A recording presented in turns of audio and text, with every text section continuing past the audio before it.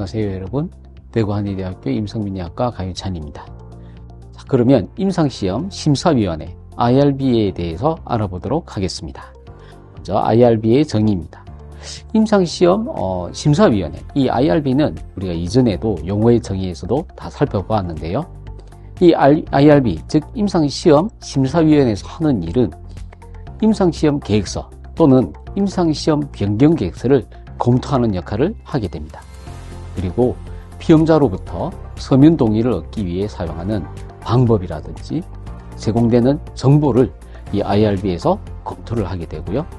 지속적으로 이를 확인함으로써 임상시험에 참여하는 피험자의 권리, 안전, 복지를 보호하기 위해 임상시험 기간 내에 독립적으로 설치된 상설위원회가 바로 임상시험 심사위원회에 해당합니다. 자, 그러면 IRB의 구성과 운영에 대해서 알아보도록 하겠습니다. 이 IRB는 윤리적, 과학적, 의학적 측면을 검토하고 평가하는 역할을 하는데요. 풍부한 경험과 자격을 갖춘 5인 이상의 위원으로 구성되어야 합니다. 위원장이 한 분 계셔야 하고요. 그리고 위원들이 있게 되는데요. 이 위원들에는 전공자 이외의 사람도 있어야 하고 비전공자인 사람도 있어야 하며 연구 책임자인 PI도 참석을 하게 됩니다. 하지만 이 PI는 해당 임상시험 책임자지만 의견을 제시하지는 못합니다. 그래서 해당 임상시험 책임자 및 시험 담당자가 의사결정에 참여하지 않았음을 회의록에 또는 통보서에 꼭 명기를 해야 됩니다. 그래서 이 IRB 심사를 할 때 PI가 참석을 하지만 PI의 의견은 제시할 수 없다라는 점, 이 점이 중요한 점이라고 보실 수 있습니다. 그래서 의뢰자나 이해관계가 있는 위원은 해당 임상시험에 대한 결정 과정에 참여하거나 의견을 제시할 수도 없습니다. 자, 그러면 IRB의 구성과 운영에 있어서 이 IRB는 과학계와 비과학계 그리고 외부 위원으로 구성되어야 합니다. 과학계에서는 과학과 의학적 측면을 검토하게 되고요. 비과학계와 외부 위원은 윤리적 측면을 검토하게 됩니다. 과학계에서는 의학, 치의학, 한의학, 약학, 간호학 또는 의공학 전공자여야 하고 비과학계에는 목사님이라든지 즉 종교인이나 아니면 사회복지사가 꼭 한 명 이상 있어야 합니다. 또한 외부위원으로서 임상시험기관과 이해관계가 전혀 없는 사람 또한 한 명 이상 있어야 합니다. IRB 구성과 운영에 있어서 SOP입니다. 자, 이 IRB를 운영하기 위해서는 위원의 명단과 자격 등 심사위원회의 구성에 대한 사항이 명백하게 적혀져 있어야 하고요. 마련되어 있어야 하고요. 심사위원회의 권한도 명시가 되어 있어야 합니다. 그리고 회의의 소집이나 일정 및 진행 방법, 프로토콜이 명시되어 있어야 하고 임상시험의 심사 방법이나 심사 기한도 명시되어야 합니다. 또한 지속심의 검토 주기, 즉 1년에 1회 이상을 한다든지 6개월에 1회 이상을 한다든지 이러한 결정에 관한 사항도 준비가 되어 있어야 합니다. 그리고 신속심사 및 임상시험 계획서의 사소한 변경에 대한 승인도 마련되어 있어야 합니다. 그리고 임상시험 변경 계획의 승인 이전에 피험자의 해당 임상시험 참여 금지에 대한 목록도 마련되어 있어야 하고요. 변경 계획서에 대한 승인 이전에 원 임상시험 계획서와 다른 임상시험의 실시를 금지하게 하고요. 다만 피험자에게 발생한 즉각적인 위험 요소의 제거가 필요한 경우 또는 아주 사사로운 변경의 경우에는 제외를 하고 있습니다. 그 다음 임상시험 시험 책임자의 신속보고 절차 및 조치 방법이 마련되어 있어야 합니다.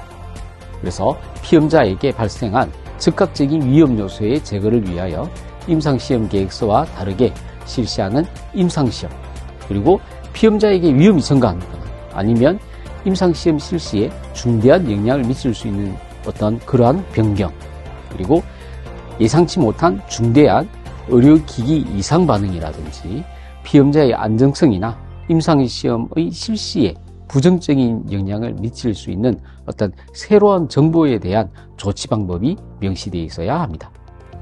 그리고 심사위원회가 시험 책임자에게 문서로 신속히 알려야 하는 사항, 특히 임상시험과 관련된 결정이나 의견 및 이에 대한 근거, 통보 절차가 있어야 하고 심사위원회의 결정에 대한 이의신청 절차도 명시되어 있어야 합니다. 또한 임상시험 책임자나 임상시험 담당자 및 임상시험 조정자에 대한 자격 요건도 갖추고 있어야 하고요. 이상의 규정사항 외에 심사위원회의 구성 및 운영에 필요한 사항은 문서화해서 가지고 있어야 합니다. IRB 심사 절차입니다. 이 절차는 삼성서울병원의 IRB 센터에서 준비한 플로차트에 해당합니다. 신규 과제 심사 과정입니다. 먼저 심사 서류를 준비해야 되고 이 심사를 의뢰를 하겠지요. 그러면 심사를 신청을 하게 됩니다. 이 심사를 신청하고 나면 IRB 행정간사가 사전 검토를 한번 하게 됩니다.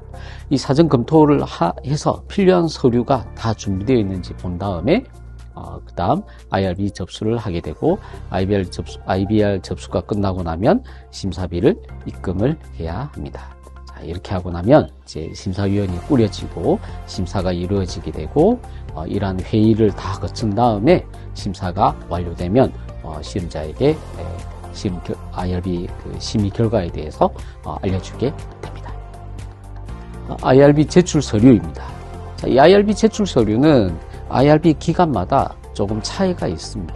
그래서 시험자나 의뢰자가 IRB 임상시험 심사위원회에 승인을 신청할 때 그 기관에서 요청하는 서류를 준비하셔야 합니다.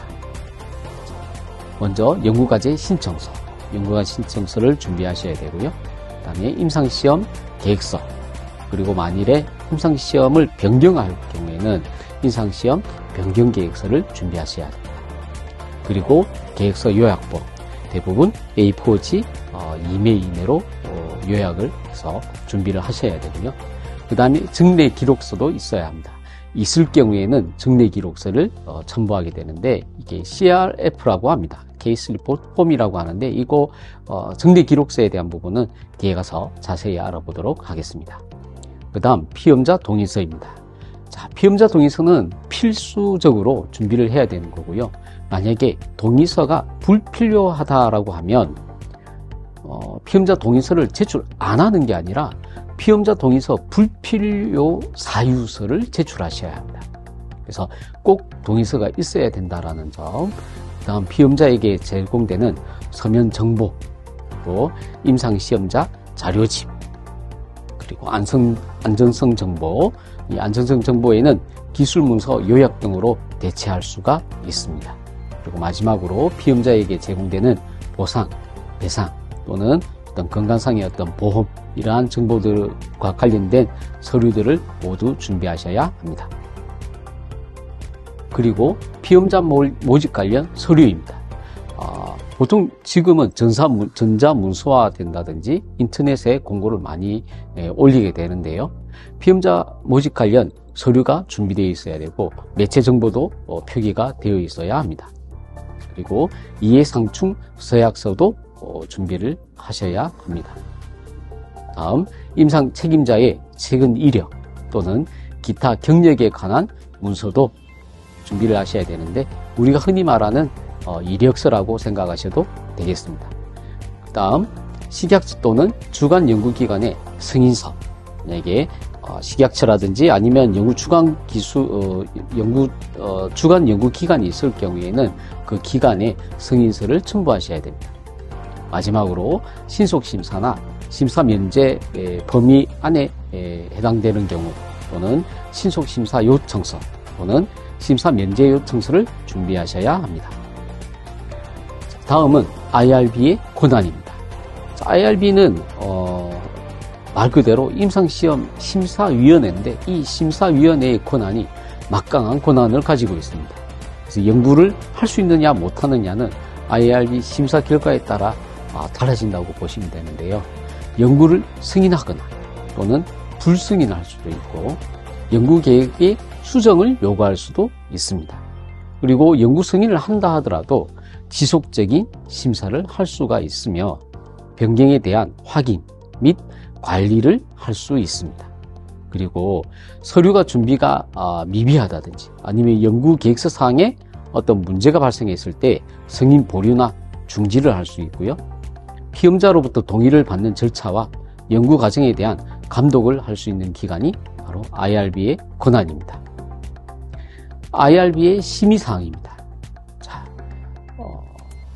임상연구와 관련된 위험과 예상되는 이득에 대한 분석, 그리고 동의서의 심의, 피험자가 동의서를 작성하게 될 것이고 이 동의서 내용을 보고 IRB에서 그 동의서 내용을 심의를 하게 됩니다. 그리고 피험자 선정 기준, 피험자를 남자로 할 것이냐 여자로 할 것이냐 아니면 특정 연령대로 할 것이냐 이러한 피험자의 선정 기준과 피험자의 보호 방법, 임상시험을 하는 과정에 있어서 피험자를 어떠한 방식으로 보호할 것인가, 그리고 자료의 수집, 분석, 보관에 관한 연구 계획, 연구 설계 및 방법, 그리고 그 이외에 시험 책임자와 연구 구성원들의 자격에 대한 심의, 제출된 연구에 대한 전체적인 서술, 피험자의 권리와 복지를 보호하기 위한 적절한 방안 마련 여부 역시 심의 사항에 포함이 됩니다. IRB의 심사의 종류입니다. 심사는 딱 하나겠지. 승인 또는 보류 또는 불승인, 보완자료를 제출하시오. 그러나 이 IRB 심사 종류에도 정식 심사가 있고 신속 심사가 있고 심사 면제가 있습니다. 자, 정식 심사라고 하는 것은 주로 신규 과제 심사 시 적용되는 초기 심사에 해당되며 IRB 일정에 따른 접수 및 심사를 하는 것을 정식 심사라고 합니다. 신속 심사라고 하는 것은 정해진 심사 일정에도 불구하고 신속하게 심사하는 경우로 피험자에게 예상되는 최소 위험 이하일 경우로 신속 심사 기준에 따라 심사 평의의 의장이나 부의장이 주관하여 심의하고 일부 내용에 따라 간사에 의해 심의하는 경우도 있습니다. 그래서 이 신속 심사 같은 경우에는 수시로 접수를 하고 수시로 심사를 하게 됩니다. 그리고 마지막으로 심사 면제입니다. 임상 연구 중 피험자의 권리를 침해하거나 위험을 주지 않을 연구에 대해 심사를 면제할 수 있으며 IRB의 보고 자체를 면제하는 것을 의미하지는 않습니다. IRB의 보고는 하되 임상 연구할 때 피험자의 권리를 침해하거나 위험을 주지 않는 연구면 심사 면제를 할 수 있고, 이 또한 수시 접수와 심사를 하고 있습니다. IRB 심사 결과 통보입니다. 심의 결과 승인이 되게 되면 연구를 개시하게 됩니다. 그리고 연구를 개시한다는 것은 연구 수행의 가치를 인정했다라는 것, 그리고 계획서의 윤리적, 과학적 타당성이 인정되었다라는 것을 의미하고, 시정 승인이 되었다라는 것은 시정 계획서를 제출해야 됩니다. 그래서 연구 개시는 가능하지만 시정 계획서를 제출해야 된다는 것이 일반 승인과 차이점입니다. 그래서 연구 수행의 가치는 인정하고, 그리고 계획서의 윤리적, 과학적 타당성은 인정하였습니다. 하지만 주요하지 않은 또는 상반된 의견이 있을 경우 일부 수정의 시정을 전제 조건으로 한 승인에 해당되는 겁니다. 연구 개시는 가능하지만 시정 계획서를 제출해야 합니다. 보완 계획서를 제출해야 합니다. 자, 연구 수행의 가치는 인정하였습니다. 하지만 계획서의 윤리적, 과학적 타당성에 문제가 있으나 계획서의 수정으로 해결이 될 경우에는 보완 계획서의 제출을 요구할 수 있습니다. 그리고 반려입니다. 자, 이 반려인 경우에도 보완 계획서를 제출해야 하는데요. 연구 수행의 가치가 모호하다든지 타당성 입증이 불충분할 경우, 그리고 계획서에 윤리적, 과학적 타당성에 문제가 있고 계획서의 수정이 용이하지 않는 경우에 반려를 해서 보완 계획서 제출을 요구할 수 있습니다. 임상시험 용어 정의입니다. 우리가 지난 시간에도 임상시험과 관련된 다양한 용어들을 많이 봤는데요.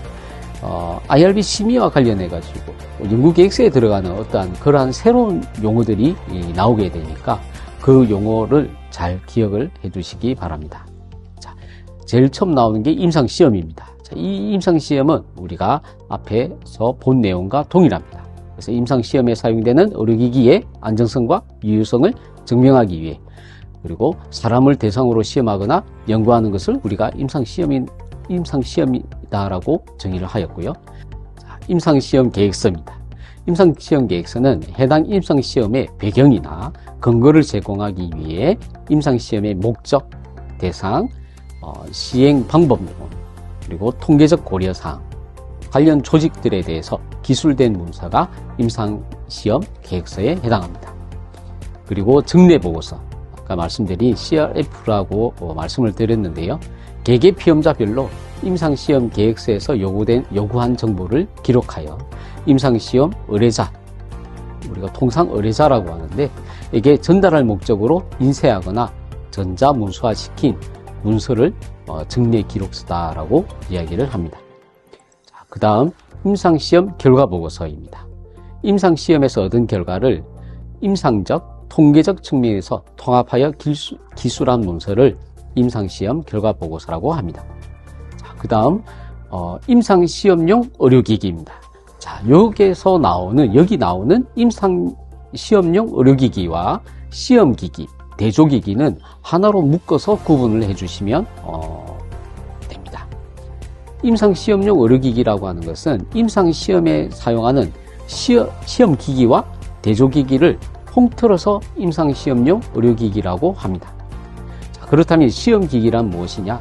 시험기기는 임상시험용 의료기기 중 대조기기를 제외한 의료기기를 시험기기다라고 보시면 됩니다. 그래서 대부분 의료기기 제조회사에서 만든 제품이다라고 보시면 되고요. 그다음 대조기기입니다. 대조기기는 시험기기와 비교할 목적으로 사용되는 모의품 또는 개발 중이거나 시판 중인 의료기기를 대조기기라고 합니다. 그 다음 이상사례입니다. 우리가 약어로 줄여서 AE라고 많이 이야기를 하거든요. 이 이상사례와 그 밑에 나오는 의료기기 이상반응, 즉 ADE를 구분하셔야 합니다. 이상사례라고 하는 것은 임상시험 중 피험자에게 발생한 모든 의도하지 않은 증후 또는 증상 또는 질병을 말하며 해당 임상시험용 의료기기와 반드시 인간관계를 가져야 하는 것은 아닙니다. 하지만 의료기기 이상반응이라고 하는 것은 임상시험용 의료기기로 인하여 발생한 모든 유해하고 의도하지 않은 반응으로서 임상시험용 의료기기와의 인간관계를 부정할 수 없는 경우를 의료기기 이상반응이다라고 정의합니다. 그래서 이상사례와 의료기기 이상반응은 구분해서 외우시는 게 좋겠습니다. 그 다음 중대한 이상사례 또는 중대한 의료기기 이상반응입니다. 자, 임상시험에 사용되는 의료기기로 인하여 발생한 이상사례 또는 의료기기 이상반응 중에서 다음 어느 하나에 해당하는 경우인데 피험자가 사망한다든지 또는 생명에 대한 어떤 위협이 발생하는 경우, 그리고 입원할 필요가 있거나 입원 기간을 연장할 필요가 있는 경우, 그리고 세 번째로 영구적이거나 중대한 장애 및 기능 저하를 가지고 오는 경우나 태아에게 기형 또는 이상이 발생하는 경우가 중대한 이상사례 또는 중대한 의료기기 이상반응이라고 합니다. 그리고 마지막으로 예상하지 못한 의료기기 이상반응이라는 용어도 있습니다. 자, 예상하지 못한 의료기기 이상반응이라고 하는 것은 임상시험자 자료지 또는 의료기기의 첨부문서 등 이용 가능한 의료기기 관련 정보에 비추어 의료기기 이상반응의 양상이나 위의 정도의 차이가 나는 것을 예기치 못한 의료기기 이상반응이라고 합니다. 다음 임상시험 피험자입니다. 자, 임상시험용 의료기기의 적용 대상이 되거나 대조군에 포함되어 임상시험에 참여하는 사람, 앞서 우리가 이미 학습을 하였습니다. 다음 피험자 식별코드입니다. 피험자의 신원을 보호하기 위해, 즉 개인정보를 보호하기 위해서 시험 책임자가 각각의 피험자에게 부여한 고유의 식별기호입니다. 이름이라든지 주민등록번호나 핸드폰 번호와 같은 개인정보는 일체 사용할 수 없습니다. 그래서 시험 책임자가 이상사례 또는 그 밖의 임상시험 관련 자료를 보고할 경우 피험자의 서명 대신 사용하게 되는 것입니다. 자, 그 다음은 시험자. 이미 배웠지요? 시험 책임자, 시험 담당자 및 임상시험 조정자를 우리가 시험자다라고 이야기를 합니다. 임상시험 조정자란 각 임상시험 기관의 시험 책임자 중에서 다기관 임상시험에 참여하는 시험자 사이에 의견을 조정할 권한과 의무를 갖고 있는 사람입니다. 즉, 하나의 임상시험 기관에서 실시하는 임상시험이 아니라 임상시험 실시기간이 2개, 3개 또는 그 이상이 될 경우에 시험자 사이에 의견을 조정할 권한과 의무를 갖는 사람이라고 보면 되겠습니다. 다음 임상시험 수탁기관입니다.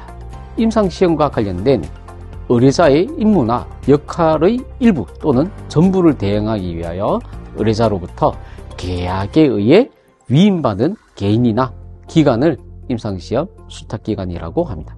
이제 많은 기관들이 늘어나고 있습니다. 의뢰자, 임상시험의 계획, 관리, 재정 등에 관련된 책임을 갖고 있는 개인, 회사, 실시기관 및 단체를 의뢰자라고 하며 흔히 의료기기 제조업체라고 보시면 되겠습니다. 시험 책임자, 시험기관에서 임상시험 수행에 대한 책임을 가지고 있는 사람을 시험 책임자라고 하며 시험 담당자라고 하는 것은 시험 책임자의 위임 및 감독 하에 임상시험과 관련된 업무를 담당하거나 필요한 사항을 결정하는 의사, 치과의사, 한의사 및 그 밖의 임상시험에 관여하는 사람을 시험 담당자라고 합니다. 임상시험 코디네이터입니다. 임상시험 수행 및 시험 담당자 보호와 관련된 지식과 경험을 갖추고 임상 책임자의 책임하에 이 기준 및 관계 법령에 맞게 시험 책임자가 위임한 업무를 수행하는 사람을 말합니다. 근거자료입니다. 임상시험을 재현 또는 평가하는 데 필요한 관련 임상 소견, 관찰 및 그 밖의 행위 등이 기록된 문본 또는 원본의 공식 사본에 담겨있는 모든 정보를 근거자료라고 합니다. 다음은 근거문서입니다. 이 근거문서라고 하는 것은 병원기록, 의무기록, 피험자기록, 메모, 병리검사 결과, 피험자 일기, 평가점검표, 의료기기 불출기록, 자동화 검사기기에 관련된 기록된 자료, 검사 인증서 및 공식 사본, 마이크로PC, 마이크로필름, 방사선학적 검사자료, 자기 테이프, 병리검사실 기록자료 등과 같은 근거자료를 담고 있는 모든 문서를 근거문서라고 합니다. 임상시험 기본문서입니다. 임상시험의 수행과 그로부터 얻은 자료의 품질에 대한 개별적 또는 전체적 평가에 사용하는 모든 문서를 임상시험 기본문서다라고 합니다. 다음 표준자금 지침서입니다. 우리가 흔히 말하는 SOP에 해당하는데요. 특정 업무를 표준화된 방법에 따라 일관되게 실시할 목적으로 해당 절차 및 수행 방법 등을 상세하게 적은 문서가 표준자금 지침서, 우리가 흔히 SOP라고 많이 말을 하고 있습니다. 임상시험 자료집, 임상시험용 의료기기와 관련된 임상정보 및 비임상정보를 정리하여 시험자에게 제공하는 자료집을 임상시험 자료집이라고 합니다. 그리고 무작위 배정과 눈가림이 나오는데요. 이 두 가지는 통계학적 또는 피험자를 구분할 때 사용하는 용어입니다. 무작위 배정이라고 하는 것은 임상시험 과정에서 발생할 수 있는 비틀림, 삐뚤림, 즉 간섭을 줄이기 위해서 확률의 원리에 따라 피험자를 각 치료군에 배정하는 것을 무작위 배정이라고 하고요. 눈가림이라고 하는 것은 임상시험에 관여하는 사람 또는 부서 등이 배정된 치료법에 대해 알지 못하도록 하는 절차를 눈가림이라고 합니다. 자, 지금까지 임상시험과 관련된 용어 정리, 특히 이 IRB 심의와 관련된 용어들이 상당히 많이 나왔는데요. 어느 특정한 단어가 중요하다, 중요하지 않다라고 말할 수가 없습니다. 여러분들이 나중에 의료기기와 관련된 임상시험을 할 때에는 이 모든 단어와 관련된 문서를 작성을 하게 되어 있습니다. 그렇기 때문에 그 용어에 대한 정의를 정확하게 파악을 하시고 임상시험과 관련된 IRB 승인을 위한 서류를 만든다든지 할 때에는 꼭 구분하셔서 정리를 잘 해두시기 바랍니다. 수고하셨습니다.